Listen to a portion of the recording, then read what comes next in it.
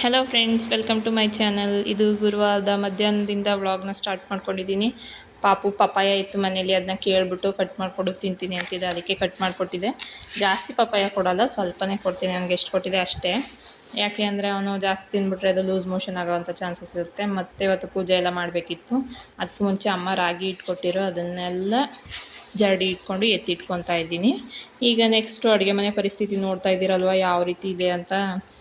ಈಗ ಅದಕ್ಕೆ ನಾನು ಫಸ್ಟು ರಾಗಿ ಸರಿ ಎಲ್ಲ ಕುಡಿಸಿ ನನಗೂ ಒಂದು ಲೋಟ ಅಷ್ಟು ಮಾಡ್ಕೊಂಡಿದ್ದೆ, ಕೆಲಸ ಮಾಡೋದಕ್ಕೆ ಎನರ್ಜಿ ಬೇಕಲ್ಲ ಕುಡಿಯೋಣ ಅಂತ ಹೇಳಿ. ಅದಾದಮೇಲೆ ಪೆಪ್ಪರ್ ಪೌಡ್ರ್ ಹಾಕ್ಕೊಂಡು ನಾನು ಸ್ವಲ್ಪ ತಿಂತಾಯಿದ್ದೆ, ಜಾಸ್ತಿ ತಿನ್ನೋಲ್ಲ ನಾನು. ಪಪಾಯ ಅಂದರೆ ಅಷ್ಟು ಇಷ್ಟ ಇಲ್ಲ ನನಗೆ, ಬಟ್ ಪೆಪ್ಪರ್ ಹಾಕ್ಕೊಂಡ್ರೆ ಸ್ವಲ್ಪ ತಿಂತೀನಿ, ಒಳ್ಳೇದಲ್ವ ಹಣ್ಣು ಅಂದಮೇಲೆ. ಅದಕ್ಕೆ ಸ್ವಲ್ಪ ತಗೊಳ್ಳೋಣ ಅಂತ ಹೇಳಿ ಅದನ್ನು ತಿಂದು ಮತ್ತೆ ರಾಗಿ ಸರಿನ ನಾನು ಸ್ವಲ್ಪ ಕುಡಿದು ಅವನಿಗೂ ಕುಡಿಸಿ ಅವನ್ನ ಮಲಗಿಸ್ದೆ. ಇವಾಗ ಅಡುಗೆ ಮನೆ ಎಲ್ಲ ಏನೇನು ಬೇಕೋ ಅದನ್ನು ಮಾತ್ರ ಇಟ್ಕೊಂಡು ಇನ್ನು ಮಿಕ್ಕಿದ್ಮೇಲೆ ಎತ್ತಿಡೋಣ ಅಂತ ಎತ್ತಿಡ್ತಾಯಿದ್ದೆ. ಮತ್ತು ಇಲ್ಲಿ ಸಂಜೆ ಹೆಸ್ರು ಬೇಳೆಯಿಂದ ಮೂಂಗ್ ದಾಲ್ ಹಲ್ವ ಮಾಡೋಣ ಅಂತ ಹೇಳಿ ಅದನ್ನು ನೆನೆಸಿಟ್ಬಿಟ್ಟು ಇವಾಗ ಇಲ್ಲಿ ನೋಡಿ ನಾನು ಯಾವ ರೀತಿ ದೇವ್ರ ಸಾಮಾನನ್ನ ಕ್ಲೀನ್ ಮಾಡ್ಕೊತೀನಿ ಅಂತ ತೋರಿಸ್ತಾ ಇರೋದು. ಅಂದರೆ ಇವತ್ತು ಕ್ಲೀನ್ ಮಾಡ್ತಾಯಿಲ್ಲ, ಎಕ್ಸ್ಟ್ರಾ ಒಂದು ಜೊತೆ ದೀಪ ಇತ್ತು, ಇದನ್ನು ಅವತ್ತು ವಾರದ ದಿನ ಕ್ಲೀನ್ ಮಾಡಿರೋ ದೀಪನ ಇಟ್ಟು ಇದನ್ನು ಎತ್ತಿಟ್ಟಿದೆ. ಅದಕ್ಕೆ ಇದನ್ನ ಯಾವ ರೀತಿ ಕ್ಲೀನ್ ಮಾಡ್ತೀನಿ ಅಂತ ಕ್ವಿಕ್ಕಾಗಿ ಒಂದು ನೋಡ್ಕೊಂಡು ಬರೋಣ ಬನ್ನಿ. ಬೆಳ್ಳಿದಾದರೆ ಯಾವ ರೀತಿ ಕ್ಲೀನ್ ಮಾಡಬೇಕು, ಕಂಚು ಮತ್ತು ತಾಮ್ರದ್ದಾದರೆ ಯಾವ ರೀತಿ ಕ್ಲೀನ್ ಮಾಡಬೇಕು ಅಂತ. ಕಂಚು ಅಥವಾ ತಾಮ್ರದ್ದಾದರೆ ಈ ರೀತಿ ನೀವು ಅದನ್ನ ಬೇಕು ಅಂದರೆ ರಿಮೂವ್ ಮಾಡ್ಬೋದು, ದೀಪದ್ದು ಬತ್ತಿ ಹಾಕೋದನ್ನ. ಇಲ್ಲಾಂದರೆ ಈ ರೀತಿ ಫಸ್ಟು ಹುಣಸೆಹಣ್ಣಲ್ಲಿ ಅದನ್ನ ಉಜ್ಕೊಬೇಕು. ಮೊದಲು ಹುಣಸೆಹಣ್ಣು ಉಜ್ಜಿ ಸ್ವಲ್ಪ ಹೊತ್ತು ಅದನ್ನ ಬಿಡಬೇಕು, ಆವಾಗ ಅದು ಚೆನ್ನಾಗಿ ಹುಣಸೆಹಣ್ಣಲ್ಲಿ ನೆಂದಿರುತ್ತೆ. ನೋಡ್ತಿರ್ಬೋದು ಕಾಮಾಕ್ಷಿ ದೀಪನೂ ಕೂಡ ಅದೇ ರೀತಿ ಹುಣಸೆಹಣ್ಣಲ್ಲಿ ಉಜ್ಕೊಂಡೆ. ನೆಕ್ಸ್ಟು ಅದಕ್ಕೆ ನೀವು ಸಬೀನನ ಯೂಸ್ ಮಾಡಿಕೊಂಡು ಉಜ್ಕೋಬೇಕು. ಆದರೆ ಬೆಳ್ಳಿ ಪಾತ್ರೆ ಆದರೆ ಯಾವುದಕ್ಕೂ ಹುಣಸೆಹಣ್ಣು ಬೇಡ, ಜಸ್ಟು ನೀವು ಈ ರೀತಿ ಸಬೀನದಿಂದ ಸ್ಕ್ರಬ್ ಮಾಡಿಕೊಂಡ್ರೆ ಸಾಕು, ಕೈಯಲ್ಲೇ ಸಾಕು. ನೋಡ್ಬೋದು ನೀವು ಎಷ್ಟೊಂದು ಚೆನ್ನಾಗಿ ಹೋಗುತ್ತೆ ಅಂತ. ಸಬೀನ ಹಾಕಿ ಜಸ್ಟ್ ಕೈ ಆಡಿಸಿದ್ರೆ ಸಾಕು, ಅದು ತುಂಬಾ ಚೆನ್ನಾಗಿ ಕೊಳೆಯೆಲ್ಲ ಹೊರ್ಟೋಗ್ಬಿಡುತ್ತೆ. ಅದು ಎಂಥ ಕಪ್ಪು ಕಲೆ ಆಗಿರಲಿ ಏನಾಗಿರಲಿ, ಬೆಳ್ಳಿ ಐಟಮ್ ಅಂತೂ ಕ್ಲೀನ್ ಮಾಡೋದಕ್ಕೆ ತುಂಬಾ ಈಸಿ ಅಂತಲೇ ಹೇಳ್ಬೋದು. ನೋಡ್ತಾ ಇರ್ಬೋದು ಇಲ್ಲಿ ನೀವು ಡಿಫ್ರೆನ್ಸ್ನ, ಎಷ್ಟು ಒಂದೇ ವಾಶ್ಗೆ ಒಂದೇ ಸಲ ಉಜ್ಜಿದ್ಕೇ ಎಷ್ಟು ಕ್ಲೀನ್ ಆಗಿಬಿಟ್ಟಿದೆ ಅಂತ. ನೆಕ್ಸ್ಟು ಈಗ ಹುಣಸೆಹಣ್ಣಲ್ಲಿ ಉಜ್ಜಿ ಇಟ್ಟಿದ್ದನ್ನು ಈ ರೀತಿ ಸಬೀನ ಹಾಕ್ಕೊಂಡು ಮತ್ತೆ ಕೈ ಬೆರಳುಗಳು ಯೂಸ್ ಮಾಡಿಕೊಂಡು ಉಜ್ಕೊಂಡ್ರೆ ಸಾಕು. ತುಂಬ ಪ್ರೆಷರ್ ಹಾಕಿ ಉಜ್ಜಬೇಕು ಅನ್ನೋದು ಕೂಡ ಏನೂ ಇಲ್ಲ, ಎಲ್ಲೆಲ್ಲಿ ಕಲೆ ಜಾಸ್ತಿ ಕಾಣುತ್ತೆ ಅಲ್ಲಿ ಉಜ್ಕೋಬೋದು. ಇಲ್ಲ ಅಂದರೆ ಸಿಂಪಲ್ಲಾಗಿ ಕೈ ಆಡಿಸ್ಕೊಂಡ್ರೆ ಸಾಕು, ತುಂಬಾ ಚೆನ್ನಾಗಾಗುತ್ತೆ ದೇವ್ರ ಪಾತ್ರೆಗಳು. ತುಂಬ ಜಾಸ್ತಿನೂ ಉಜ್ಜೋಕ್ಕೆ ಹೋಗ್ಬಾರ್ದು, ಸಿಂಪಲಾಗಿ ಉಜ್ಕೊಂಡ್ರೆ ಮುಗೀತು. ಇದ್ಬಿಟ್ಟು ಇನ್ನೂ ಒಂದಿದೆ, ಅದನ್ನು ನಾನು ಮುಂದೆ ಬರೋ ವೀಡಿಯೋಗಳಲ್ಲಿ ತೋರಿಸ್ಕೊಳ್ತೀನಿ. ಬಟ್ ಆಲ್ಮೋಸ್ಟ್ ನಾನು ಫಾಲೋ ಮಾಡೋದು ಇದೆ, ಯಾಕಂದರೆ ಎಲ್ಲ ಸಾಮಾನು ಎಲ್ಲ ಟೈಮಲ್ಲೂ ಸಿಗೋದಿಲ್ಲ ಅಲ್ವ, ಇಂಗ್ರೀಡಿಯೆಂಟ್ಸ್ ಆಗಲಿ ಐಟಮ್ಸ್ ಆಗಲಿ. ಇದು ತುಂಬ ಈಸಿ ಮೆಥಡ್ ಅಂತಲೇ ಹೇಳ್ಬೋದು. ನೋಡ್ತಾ ಇದ್ದೀರಲ್ವ ಎಷ್ಟು ಡಿಫ್ರೆನ್ಸ್ ಇದೆ ನೋಡಿ, ತುಂಬ ಚೆನ್ನಾಗಾಗುತ್ತೆ.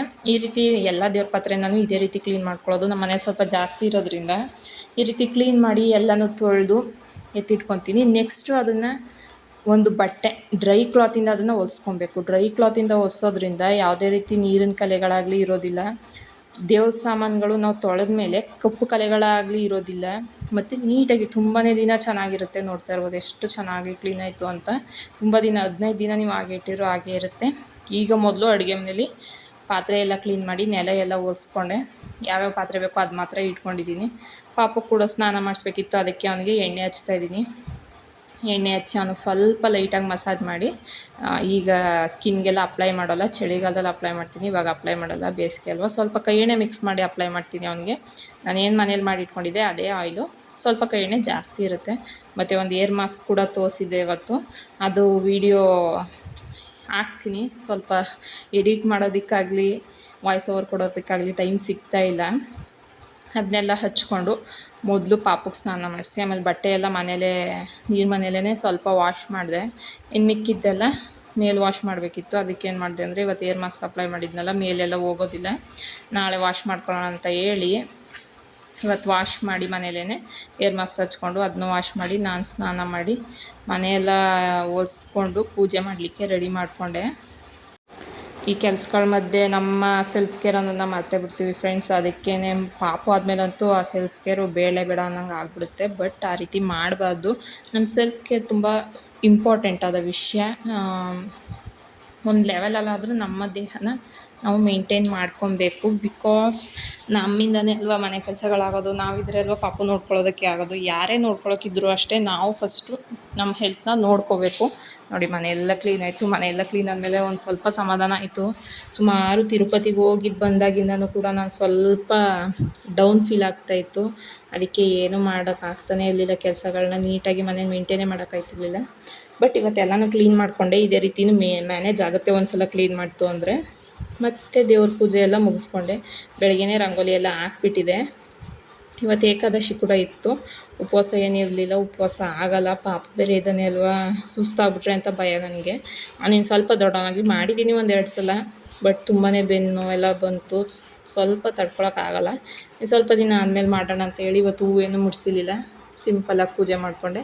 ಈಗ ಬನ್ನಿ ಹೇಗೆ ಹೆಸ್ರುಬೇಳೆ ಹಲ್ವನ ಮಾಡೋದು ಅಂತ. ನೆನೆಸಿದಂಥ ಹೆಸ್ರುಬೇಳೆನ ಈ ರೀತಿ ಫೈನಾಗಿ ರುಬ್ಕೋಬೇಕು. ತುಂಬಾ ಫೈನಾಗಿ ರುಬ್ಬಬೇಡಿ, ಸ್ವಲ್ಪ ಅದು ಏನು ಹೇಳ್ತಾರೆ ಟೆಕ್ಸ್ಚರ್ ಇರಲಿ. ಅದನ್ನು ಜಾಸ್ತಿ ತುಪ್ಪ ಹಾಕ್ಕೊಂಡು ಇದನ್ನು ಕೈ ಆಡಿಸ್ಕೊಬೇಕು. ಅದ್ರ ನಂತರ ಇಲ್ಲಿ ನಾನು ಅರ್ಧ ಹಚ್ಚಿಗಿಂತ ಸ್ವಲ್ಪ ಜಾಸ್ತಿ ಬೆಲ್ಲನ ನೀರಿನಲ್ಲಿ ಕುದಿಸಿ ಇಟ್ಕೊಂಡಿದ್ದೆ. ಇದನ್ನು ಸ್ವಲ್ಪನೇ ಸೇರಿಸ್ಕೊಂಡು ಚೆನ್ನಾಗಿ ಕೈ ಆಡಿಸ್ಕೊಬೇಕು. ಮಧ್ಯೆ ಮಧ್ಯೆ ತುಪ್ಪನ ಹಾಕೋತಾ ಇರಬೇಕು. ತುಪ್ಪ ಹಾಕೊಳ್ಳೋದ್ರಿಂದ ಅದು ತಳ ಹಿಡಿಯೋದಿಲ್ಲ, ಮತ್ತು ಟೇಸ್ಟ್ ಕೂಡ ಅಷ್ಟೇ ತುಂಬಾ ಚೆನ್ನಾಗಿ ಬರುತ್ತೆ.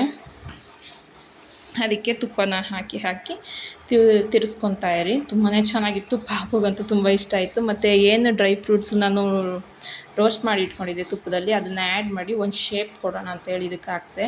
ಮತ್ತು ಇದೆಲ್ಲ ಮಾಡಿ ತಗೊಂಡೋಗಿ ಪಾಪುಗೂ ಮತ್ತು ಹಸ್ಬೆಂಡ್ಗೂ ಕೊಟ್ಟೆ. ನಾನು ಕೂಡ ತಿಂದೆ. ಪಾಪು ತುಂಬಾ ಇಷ್ಟಪಟ್ಕೊಂಡು ತಿಂದ. ಪಪ್ಪ ಹ್ಯಾಪಿ ಬರ್ಡೇ ಟು ಯು ಹೇಳು ಪಪ್ಪ, ನನ್ನ ಹ್ಯಾಪಿ ಬರ್ಡೇ ಅಂತ ಹೇಳ್ಬಿಟ್ಟು ಅವನು ಹೇಳ್ತಿದ್ದ. ಎಲ್ಲಡೆ ಅವ್ನು ಓಡೇಬಿಟ್ಟ ಬಿಸಿ ಅಂತ ತಿಳ್ಕೊಂಡು. ಮತ್ತು ಇದು ಶುಕ್ರವಾರ ಮಧ್ಯಾಹ್ನದಿಂದ ಸ್ಟಾರ್ಟ್ ಮಾಡಿದೆ. ವ್ಲಾಗ್ ಮಾಡೋಕ್ಕಾಗಲಿಲ್ಲ, ಇನ್ನು ಸ್ವಲ್ಪ ಕೆಲಸ ಇತ್ತು ಮತ್ತು ಮಲ್ಕೊಬಿಟ್ಟೆ. ಆವತ್ತು ಕೂಡ ಅಷ್ಟೇ ನಾನು ರಾಗಿ ಬಾಲ್ಸ್ ಏನು ಹೇಳ್ತಾರೆ ಇದನ್ನು, ರಾಗಿ ಲಡ್ಡು, ಅದನ್ನು ಮಾಡೋಣ ಅಂತ ಫಸ್ಟ್ ಟೈಮ್ ಟ್ರೈ ಮಾಡಿದ್ದು. ತುಂಬಾ ಚೆನ್ನಾಗಿದೆ. ಎಲ್ಲ ಸುಮಾರು ಆಲ್ಮೋಸ್ಟ್ ಮುಕ್ಕಾಲು ತಿಂದು ಖಾಲಿನೇ ಮಾಡಿಬಿಟ್ಟೆ ನಾನು. ಇದ್ರ ಕಂಪ್ಲೀಟ್ ಡೀಟೇಲ್ ರೆಸಿಪಿನ ನಾನು ಒಂದು ಶಾರ್ಟ್ಸಲ್ಲಿ ಅಪ್ಲೋಡ್ ಮಾಡ್ತೀನಿ ನಾಳೆ. ಅದು ಬಂದಾಗ ದಯವಿಟ್ಟು ಆ ವಿಡಿಯೋನ ನೋಡಿ. ತುಂಬ ಚೆನ್ನಾಗಿದೆ, ಸಿಂಪಲ್ ಕೂಡ ಮತ್ತು ಒಳ್ಳೆಯದು ಕೂಡ. ಮಕ್ಕಳಿಗೆ ಚಾಕ್ಲೇಟ್ ಅಂತ ಹೇಳಿ ನಾವು ಕೊಡ್ಬೋದು. ಅವನು ಚಾಕ್ಲೇಟ್ ಅಂತಲೇ ಹೇಳಿ ಒಂದೊಂದು ಇಸ್ಕೊಂಡು ತಿಂತಾಯಿದ್ದಾನೆ. ಜಾಸ್ತಿನೂ ಕೊಡೋಕೆ ಹೋಗ್ಬಾರ್ದು, ಯಾಕೆ ಅಂದರೆ ರಾಗಿ ಅಲ್ವಾ, ಅದು ಸ್ವಲ್ಪ ಹೊಟ್ಟೆ ಬಿರ್ಕೊಳ್ಳೋಂಥ ಚಾನ್ಸಸ್ ಇರುತ್ತೆ. But rich in iron, calcium ಇರೋದ್ರಿಂದ ಮಕ್ಕಳಿಗೆ ತುಂಬಾ ಒಳ್ಳೆಯದು. ಹೊರಗಡೆದೆಲ್ಲ ಕೊಡೋದಕ್ಕಿಂತ ಮನೇಲಿ ಮಾಡಿದ್ದೆ ಎಷ್ಟೋ ಒಳ್ಳೆಯ ಆಪ್ಷನ್ ಅಲ್ವಾ. ಅದಕ್ಕೆ ಒಂದು ಬಾಕ್ಸಲ್ಲಿ ಹಾಕಿ ಇಟ್ಕೊಂಡೆ. ವಿತೌಟ್ ರೆಫ್ರಿಜಿರೇಟರ್ ನಾವು ಇದನ್ನು ಅಟ್ಲೀಸ್ಟ್ 3 to 4 days ಇಡ್ಬೋದು. ರೆಫ್ರಿಜಿರೇಟ್ರ್ ಇದ್ದರೆ 1 ವಾರ 10 days ಕೂಡ ಇಡ್ಬೋದು. ಮತ್ತು ಇವಾಗ ಶುಕ್ರವಾರ ಆದ್ರೂ ಏನಕ್ಕೆ ಫ್ಯಾನ್ ಕ್ಲೀನ್ ಮಾಡ್ತಾಯಿದ್ದೀನಿ ಅಂದರೆ ಸ್ವಲ್ಪ ಡಸ್ಟ್ ಫೀಲ್ ಆಗ್ತಾಯಿತ್ತು ನನಗೆ ಈ ರೀತಿ ಆಗ್ಬಿಟ್ರೆ ಆಗೋಲ್ಲ. ಅದಕ್ಕೇ ಇದನ್ನು ತಂದು ಇಟ್ಕೊಂಡಿದ್ದೀನಿ, ಒಂದನ್ನು ಕ್ಲೀನ್ ಮಾಡೋದನ್ನು. ಅದರಿಂದ ಕ್ಲೀನ್ ಮಾಡ್ಕೊತಾ ಇದ್ದೆ. ಸಿಂಪಲಾಗಿ ಕ್ಲೀನ್ ಮಾಡ್ಕೊತಾ ಇದ್ದೆ. ಡಸ್ಟ್ ಏನಾರ ಇದೆಯಲ್ಲ ಅದೆಲ್ಲ ಜಸ್ಟ್ ರಿಮೂವ್ ಆಗೋ ರೀತಿ. ನನಗೆ ಡಸ್ಟು ಅಂದರೆ ಆಗೋದೇ ಇಲ್ಲ. ಅದರಲ್ಲೂ ಪಾಪು ಬೇರೆ ಇದ್ದಾನಲ್ವ, ಸ್ವಲ್ಪ ಭಯ ಡೈಲಿ ಯೂಸ್ ಮಾಡೋದ್ರಿಂದ. ಅದೆಲ್ಲ ಮಾಡಿ ಮನೆಯೆಲ್ಲ ಒರೆಸಿ ಮತ್ತು ದೇವ್ರ ಪೂಜೆ ಮಾಡಲಿಕ್ಕೆ ಅಂತ ಹೊಸ್ಲಿಗೆ ಅರಿಶಿನ ಕುಂಕುಮ ಇಟ್ಟು ರಂಗೋಲಿ ಹಾಕಿದ್ದೆ. ಹೇಗಿತ್ತು ರಂಗೋಲಿ ಅಂತ ನೋಡಿ ಪ್ಲೀಸ್ ಕಮೆಂಟ್ ಮಾಡಿ.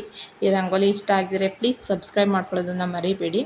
ಇದೆಲ್ಲ ಮುಗಿಸಿ ಇನ್ನು ಪೂಜೆ ಬಂದೆ. ಪೂಜೆಯಲ್ಲಿ ನೀವು ನೋಡ್ತಿರ್ಬೋದು ಏನು ಡಿಫ್ರೆಂಟ್ ಇದೆ ಅಂದರೆ, ಕಂಡಿಡೀರಿ ನೋಡೋಣ ಏನು ಅಂತ. ಅದು ಏನು ಅಂದರೆ ಇವತ್ತು 5 ದೀಪನ ಹಚ್ಚಿದ್ದೆ. ನಮ್ಮ ಅಜ್ಜಿ ತುಂಬ ದಿನದಿಂದ ಹೇಳ್ತಿದ್ರು, ಅಜ್ಜಿ ಮತ್ತು ಅಮ್ಮ ಇಬ್ಬರೂ 3 ದೀಪ ಆಗುತ್ತೆ ಅಲ್ವ, ಹಚ್ಚಬೇಡ ಅಂತ. ನಾನು ಕಾಮಾಕ್ಷಿ ದೀಪ ದೇವ್ರ ಅಲ್ವ ಸೇರಿದ್ದು, ಅದು ದೀಪದ ಲೆಕ್ಕ ಬರೋಲ್ಲ ಅಂತ ಹೇಳ್ತಿದ್ರಲ್ಲ, ಅದಕ್ಕೆ ಹಚ್ತಿದ್ದೆ. ಬಟ್ ಯಾಕೋ ನನಗೂ ಮನಸ್ಸು ಒಪ್ಪಲಿಲ್ಲ. ತಿರುಪತಿಲಿ ಹೋಗಿದ್ದಾಗ ಚಿಕ್ಕದು 2 ದೀಪ ತಂದಿದ್ದೆ, ಅದನ್ನು ಹಚ್ಚಿದ್ದೆ. ತುಂಬಾ ಚೆನ್ನಾಗಿ ಕಾಣಿಸ್ತಾ ಇತ್ತು. ಇವತ್ತಿನ ಪೂಜೆ ಇದಾಗಿತ್ತು. ಹೇಗಿತ್ತು ಪೂಜೆ ಅನ್ನೋದನ್ನು ಕಮೆಂಟ್ ಮಾಡೋದನ್ನು ಮರಿಬೇಡಿ. ಇದೆಲ್ಲ ಆದಮೇಲೆ ಧೂಪದ ಬತ್ತಿ ಕೂಡ ಖಾಲಿ ಆಗ್ತಾ ಬಂದಿತ್ತು. ಬಾಗಿಲಿಗೆ ಸ್ವಸ್ತಿಕ್ ಬತ್ತಿದ್ದನ್ನು ತೋರಿಸ್ತಿದ್ದೆ, ಅದು ಕೂಡ ಒಂದು ಡಿಟೇಲಾಗಿ ಶೇರ್ ಮಾಡ್ತೀನಿ. ಧೂಪದ ಬತ್ತಿ ಎಲ್ಲ ಮಾಡಿ ಇದನ್ನು ಬಿಸಿಲಲ್ಲಿ ಇಡಬೇಕು. ಇನ್ನು ಸ್ನಾನ ಎಲ್ಲ ಮುಗಿಸಿ ಹೇರ್ ಡ್ರೈ ಆಗಿತ್ತು, ಹೇಗಿದೆ ಅಂತ ತೋರಿಸ್ತಾ ಇದ್ದೀನಿ. ಮತ್ತು ಪಾಪು ಕೂಡ ತುಂಬ ಕಾಲು ನೋವುತ್ತೆ ಅಂತಿದ್ದೆ. ಅದಕ್ಕೆ ಸ್ವಲ್ಪ ಅವನಿಗೆ ಕಾಲು ಒತ್ತಿ ಮಲಗಿಸ್ತಿದೆ. ಮಕ್ಕಳು ಅಂದಮೇಲೆ ಬೆಳೆಯೋ ಮಕ್ಕಳದ್ದು ಇದೆಲ್ಲ ಕಾಮನ್ ಅಲ್ವ. ಹಾಗಾಗಿ ಅವನ್ನ ಸ್ವಲ್ಪ ಈ ರೀತಿಯಾದರೂ ಮಾಡಿದ್ರೆ ಅವನು ಸುಮ್ಮನೆ ಆಗ್ತಾನೆ ಅಂತೇಳಿ ಆಯಿಲ್ ಹಾಕಿ ಕೂಡ ಮಸಾಜ್ ಮಾಡ್ಬೋದು. ಬಟ್ ನಾನಿಲ್ಲಿ ಹಾಗೇ ಮಸಾಜ್ ಮಾಡ್ತಾಯಿದ್ದೀನಿ, ಮಲ್ಕೊಳ್ಳಿ ಅವನು ಅಂತ ಹೇಳಿ. ಸೊ ಇದಾಗಿತ್ತು ಫ್ರೆಂಡ್ಸ್ ಇವತ್ತಿನ ವಿಡಿಯೋ. ಈ ವಿಡಿಯೋ ನಿಮಗೆ ಇಷ್ಟ ಆಗಿದರೆ please do like, share, subscribe ಮತ್ತು ಕಮೆಂಟ್ ಮಾಡೋದನ್ನು ಮರಿಬೇಡಿ. ಈ ವಿಡಿಯೋ ಇಷ್ಟ ಆಗಿದ್ದರೆ ಪ್ಲೀಸ್ ಒಂದು ಲೈಕ್ ಮಾಡಿ. ಎಲ್ಲ ತುಂಬ ಇಷ್ಟಪಟ್ಟು ವೀಡಿಯೋನ ನೋಡ್ತಾ ಇದ್ದೀರಾ, ಆದರೆ ಸಬ್ಸ್ಕ್ರೈಬ್ ಮಾಡೋದನ್ನು ಮರಿತಾ ಇದ್ದೀರಾ. ಪ್ಲೀಸ್ ಸಬ್ಸ್ಕ್ರೈಬ್ ಮಾಡ್ಕೊಳ್ಳಿ ಅಂತ ಹೇಳ್ತಾ ನಾನು ವೀಡಿಯೋನ ಮುಗಿಸ್ತಾ ಇದ್ದೀನಿ. ಬಾಯ್.